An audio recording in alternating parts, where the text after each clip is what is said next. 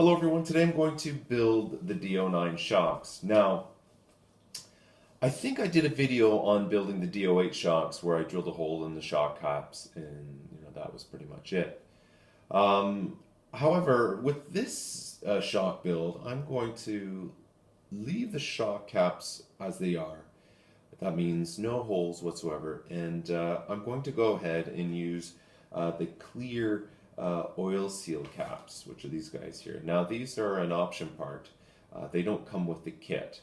Um, the reason why I'm doing this is after seeing Lucas do so well at last year's AOC, I asked him about his shock package, and I he just simply said, "Yeah, I'm just running the optional diaphragms, and the shocks are not the caps aren't drilled. The upper plastic portions, these guys here, they're not drilled at all." And so I thought, well, I might as well give this a try and see how the car performs. Now, one thing he did mention when you are building the shocks, uh, when you have the piston mounted onto the shaft, what he does is he actually uses CA glue, and he CA glues the piston in place.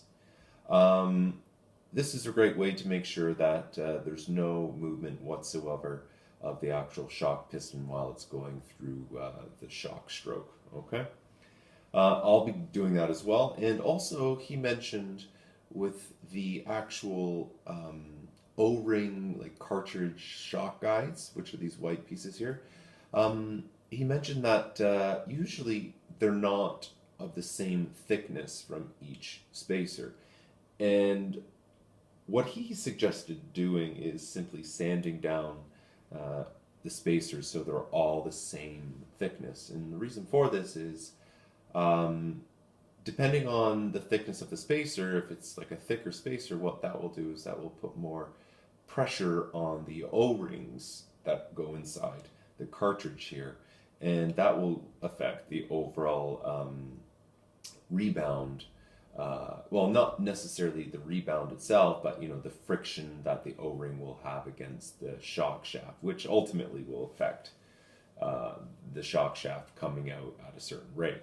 So he said that you should definitely check and make sure that all four are the same thickness. So that's important to take note of. And that's pretty much it. So I'm going to leave the shock caps undrilled just for a test to see how it works. And I'm going to run the clear shock diaphragms. One thing he did also mention, which was quite a surprise, is that he doesn't actually put any shock grease on the O-rings. He just simply assembles it and lets the actual shock oil swell the seals up, and he just leaves it as is. So I thought that was quite interesting. But however, I'm going to use some shock grease.